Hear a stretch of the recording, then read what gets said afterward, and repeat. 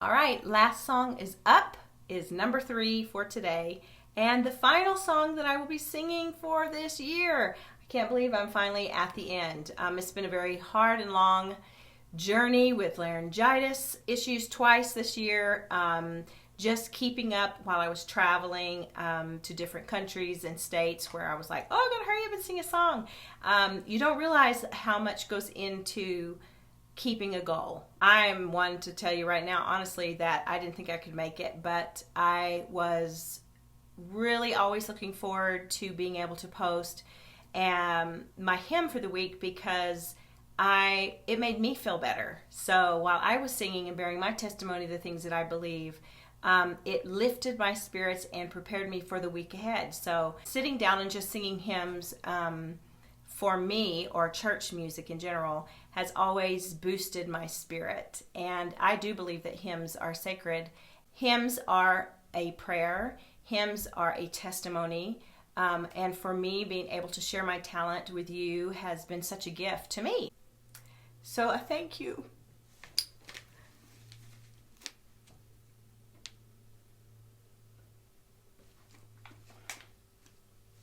I thank you for following along and commenting and listening. Whew. To me, as I've been able to sing and testify what I believe in my heart about our Savior through music. And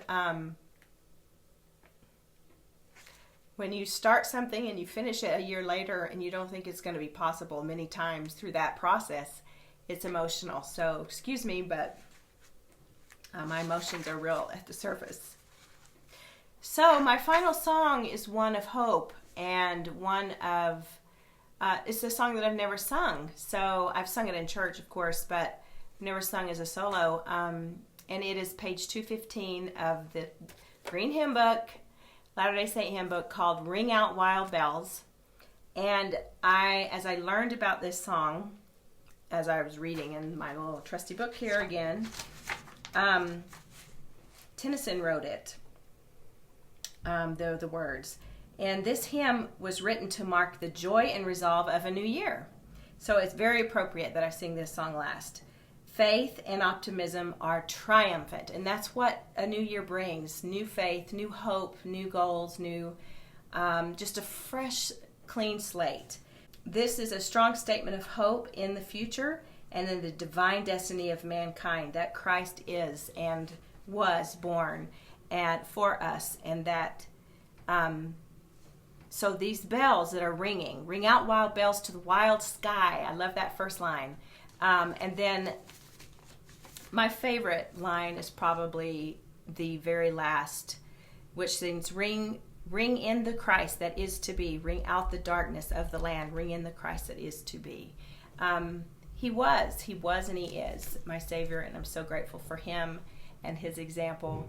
So as I finish up, I just want to thank all of you for following along in the journey, and I will be posting next year, not every Sunday.